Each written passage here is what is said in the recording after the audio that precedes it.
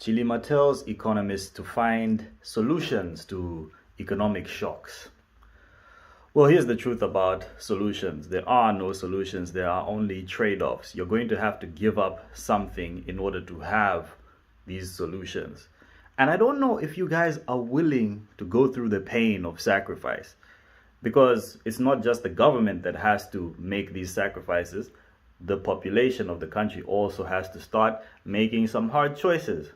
For one, you're going to have to be more informed, because right now, which politicians face any consequences when they don't deliver on their promises? If they don't face any consequences, what incentive do they have to perform? None. So first, we need a population that is informed and interested in politics. And that means you're going to have to stop being lazy. You're going to have to start getting involved in the actual running of your country. And what will that involve? I think fundamentally, we have to start asking ourselves, what is Malawi? What does it mean to be Malawian? What values does the country Malawi stand for? And what is our role in the world? These are fundamental questions that we need to start asking ourselves. And anyone who doesn't ask themselves this and doesn't hold their politicians to these standards as a guiding light, you are doing the country a disservice. So it starts with you. That's the first thing that needs to happen. The citizens need to become serious. Now, in terms of government policy, what can be done? A number of things. As I said, there are no solutions, there are only trade-offs. Now, if you want price stability and if you want the free movement of capital, you're going to have to give up monetary autonomy. So one of the first things that needs to happen is RBM needs to go. Set up a currency board where we have a fixed exchange rate. The kwacha is pegged to probably the dollar, a stable currency. That's number one. Number two, inflation targeting has never worked in Malawi. Increasing the interest rate is supposed to reduce borrowing and therefore spending, reducing aggregate demand in the economy. However, the government is the main borrower in Malawi, and they're never going to reduce their expenditure. So what happens is the increased cost of borrowing gets passed on to the taxpayer, increased taxes, increased prices, and then there is a vicious cycle of price increases. So abandon inflation targeting, pursue economic growth. So reduce interest rates to 2%. Commercial banks shouldn't lend at more than 5%. So policy rate 2%, commercial banks lending 5%. That's number two.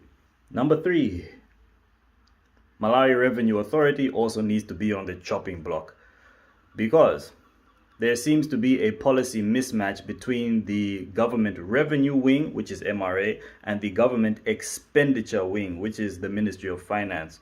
So they need to be integrated. They must re-establish the Department of Income Tax, Customs and Excise as a department of the Ministry of Finance, which will take over the role of MRA. That reduces the policy mismatch because they will be in one department. There can be one vision for expenditure and revenue, and it reduces the oversights that have been created by having too many governing bodies and governing institutions. One department, less oversight. Number four, scrap this affordable inputs program. If the majority of your government expenditure is going towards input subsidies that are only used for consumption and not for expansion or exports, your country is going on a downward slope. That's all that ever happens. Look at Argentina, Venezuela, and countries where they do these input subsidies. They always end up in the dump, which is where Malawi happens to be. That, no point in having anymore. Number five, reduce taxes. Taxes should be no more than 15%, whether it's income tax, capital gains tax, payee, nothing should be more than 15%. Reduce the taxes and you get growth through more business, people coming here to do business. Number 6, bye-bye IMF. Leave IMF membership. What is the point of being part of an institution or a member state of an institution that has never brought any kind of lasting development to your country? Yes, it means no more credit facilities from the IMF, but they only ever approve those facilities when you implement stupid policies. So how much of a loss is it really? And finally, number 7, ban the export of unprocessed goods. So anything from agriculture to raw materials, whether it's soya beans or tobacco or gold, if it is unprocessed, it can't leave the country, because there needs to be some kind of value addition before it leaves the borders. And those are my solutions. But as I said before, there are no solutions, there are only trade-offs. And these are the trade-offs I believe will cause the least amount of pain and also the maximum amount of growth as a result. But those are just my thoughts. What do you think? Let me know in the comments below. Each penny for our thoughts compounded when we recorded them. Now we can afford what we used to see as exorbitant. Winners attract, we dismiss the fees that had orbited. Never switch sides, the grass is greener where you water it. I saddle up and travel to get a buck. You cry at the price of gas, I laugh and I rev it up. My chick is stunning, so you know I leveled up. And I keep her stunting with that Tuscan leather clutch. What? Baby, I'm the captain with this magic I produce. All these haters capping, acting like I'm not the truth. I'm that war reporter, switch like Superman up in the booth. I could waterboard them all with these gallons of the juice.